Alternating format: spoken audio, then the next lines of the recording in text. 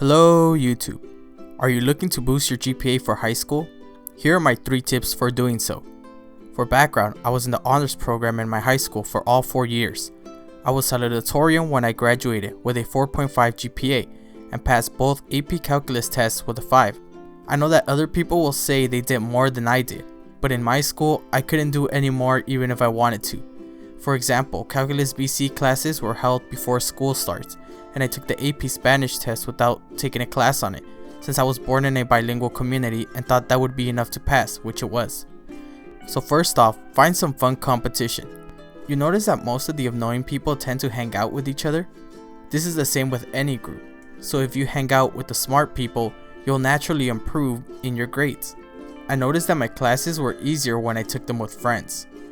We would work harder because it's natural to share scores and feel competitive. I would say that 99% of my friends went to UCLA, Berkeley, or other 4-year colleges, even though our school has had trouble to get funding, let alone get people to college consistently.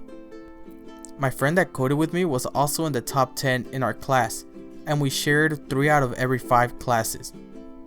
I ran in the weekends with the valedictorian of my class, and we took calculus together, and now he attends Columbia University. They don't all have to be straight A people. One of our friends who was a C student passed the AP History class even though he didn't really like it. He didn't want to take it in the first place, but since he wanted to hang out with us, we were all able to work and study together. Now he's a student athlete in his university because he practiced time management beforehand. One of the smartest people I've met took almost every class with me in high school and was a pro in languages. I aimed to achieve her level of expertise, so she pushed me to pass my English classes. She is now attending Wellesley. My friends like business, computer science, English, and all other subjects, but the thing that we shared were our attitudes. Shoutouts to my friends. So I was never a student who did homework for grades or because it impressed someone. In fact, it's kinda hard to make friends being the guy who keeps the teacher from saying, "Oh, I think the homework last night was too hard." However, I had a good attitude when it came to learning. I like to turn classes into my own. For example, I didn't like the English classes, especially when it came to poetry. However, I related the topic to song making since they're so close together. Especially nowadays, rap and hip hop are very popular and they exhibit a lot of the same strategies of poetry. Therefore, I liked the class a little better, enough to get me to pass a class with an A, except for that one B. I constantly related a lot of the boring subject to fun things that I did enjoy studying. Also, if there was a subject that I didn't like, I just took another one to balance it out. So I struggled to get that one A, but when that boring class was done, I relaxed with after school classes or college classes or clubs. So balance bad classes, try looking for one in a community college with fun ones to balance out your GPA. The last reason why my grades were so high were because of my motivation. Now let me explain the difference between this and attitude.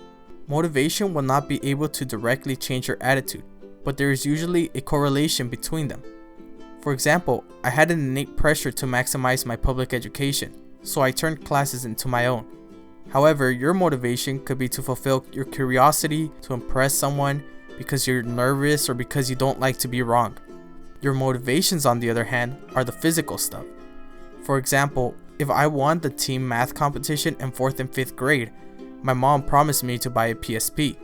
And so that was my motivation, get a PSP. And I got it. Other motivations are experiences. Like when teachers say you'll go to a field trip, or if your parents will extend your curfew if you get better grades. These become your trophies to show. So this shows that you don't have to be a perfect child to have motivation, you just need to have the right type of motivation. Also, don't think I was a perfect child. I slacked off a lot of times, and I do have some funny stories about when I did. But essentially it boils down to these. They're connected to each other, and I think you need to learn where you stand in these 3 things if you want to have good grades. If you don't know where you are, or you think you're missing one, ask yourself these questions. If grades weren't an issue, then why should I study? Who are my friends, and are they helping me to get where I want to end up? What do I actually gain from trying to get good grades? I'd like to know and would love to help if you don't know where you stand. So if you could leave a comment, I'd love to read them and help out. And subscribe for more videos. Thank you.